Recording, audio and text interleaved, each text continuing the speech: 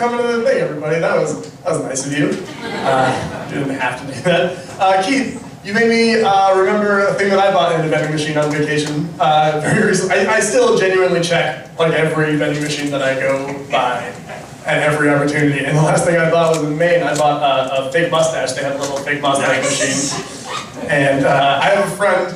My best friend, his name is Rick, and I spend basically all my time being a giant idiot to him at every opportunity. And like, I call him on the phone a lot, and whether or not he answers the phone, I will leave him a voicemail every time, regardless. So like half the time he'll actually answer the phone, I'll be like, hello? And he's like, hey man, it's me.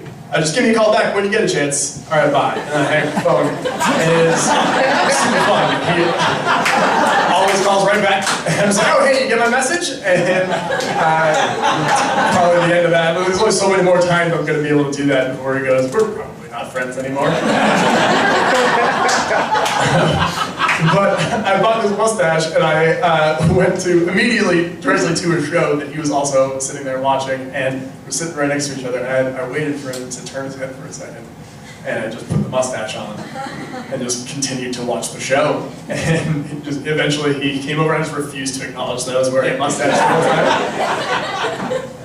That's my vending machine story. that guy just listed me as a reference on a job application that he just put submitted to a company, and that is entirely too much power to give me. I am going to say the nicest things about him through song. It's going to be awesome.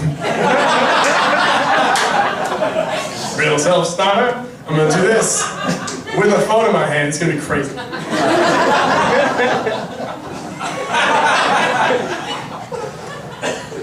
I have jokes I've prepared as well, so. I got to go to London for vacation last year for comedy, and that was super fun. I expected it to be a lot safer over there because they don't allow guns, and like drive-by stabbings are not a thing.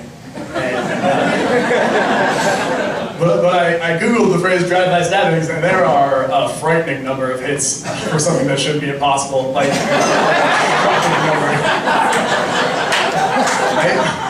I ended up reading this article from the UK in 2004, and it was about this guy who drove by and stabbed like 6 people before he finally got caught by police. But in the article, all the stabbings were like, drive up in a car, stop the car, get out of the car, run over, stab a guy, get back in the car, drive away. And I don't think that counts if you're going to get technical about it. You can't leave the car and have that still qualify as a drive-by.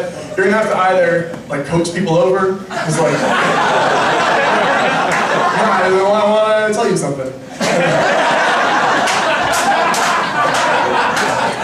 Have like a knife on a string that you just throw.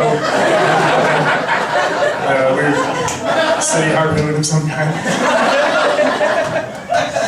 Standing in the flatbed of a truck with a lance just poking people.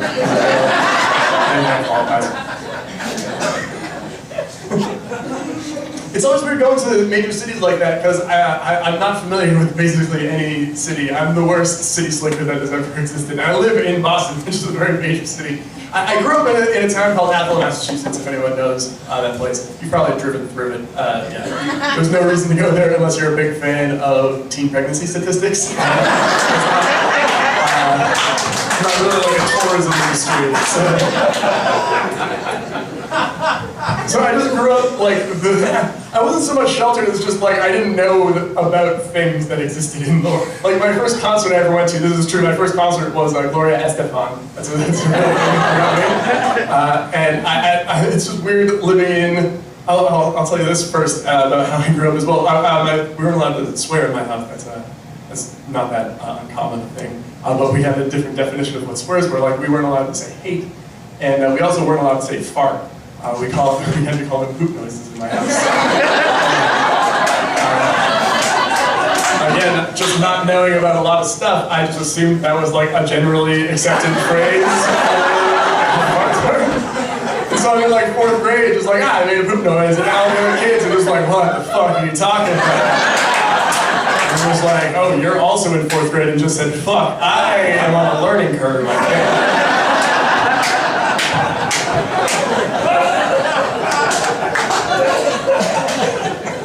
But it's just tricky to live in a major metropolitan area because like I just am too dopey and helpful all the time, and I'm just gonna get murdered at some point. This is a story from my first summer in Boston. It's a little bit better now. I'm better at this now. This is like 4 or 5 years ago. But I was walking down this street called Harvard Avenue in Boston. It's a fairly busy road, and this guy yells at me from across the street from the other sidewalk. He just goes, "Hey!" And I was like, "What's up, man?"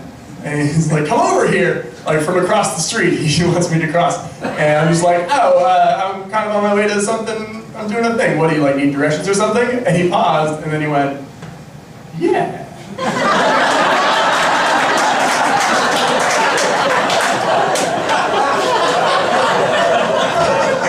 And that is several red flags that I went across the street to see what he was.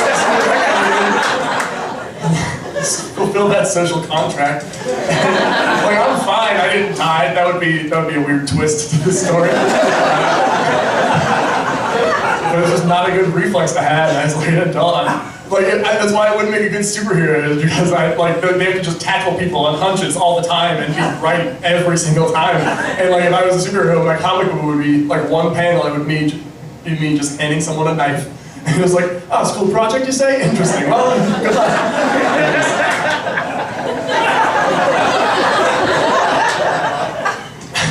I once stood back to back with a homeless lady because she wanted to see how tall we were compared to each other. If that's a joke or not, that's just a real thing that definitely happens.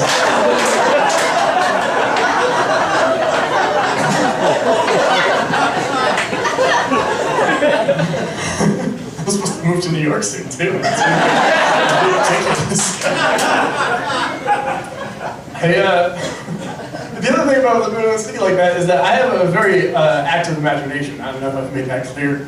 But it's very tricky to live in a major city and also have an imagination because like crazy things happen there basically all the time. And I feel like regular people with like normal brains will see those things and just go, "Oh, that's a weird thing," and then just move on with their life. And I've never been able to do that. Here's an example. I was taking the commuter rail home to see my family not well, and I'm on the train, and there's a middle-aged lady pushing a stroller towards me. I'm sitting down, and as she comes by me with a stroller, I see that in the stroller, where a baby should go, there is not a baby. There is instead a 2-liter bottle of soda. And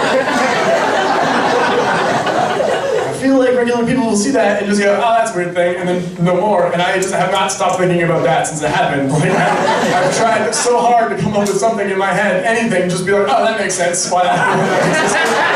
And it just is not one of those scenarios. Like, did someone steal her baby and she just hasn't noticed yet because they like Indiana Jones did out from underneath her? Is it a thing where she's so afraid of kidnappers that she's got like the world's worst decoy in the stroller? And, like her real baby's like duct taped under her shirt, like she's traveling in Europe. And then the kidnapper that comes by is just like, "Baby, bottle of soda."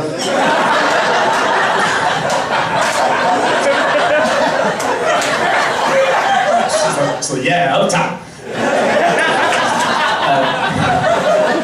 I think that the most plausible scenario for this, and this really should not be the most plausible scenario, is that this lady is in some awful home ec class for middle-aged women that teaches you how to raise kids, but they can't afford dolls, and so they just go to drink this bottle of soda for a while.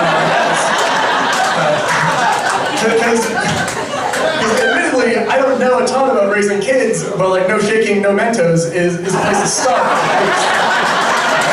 Thank you.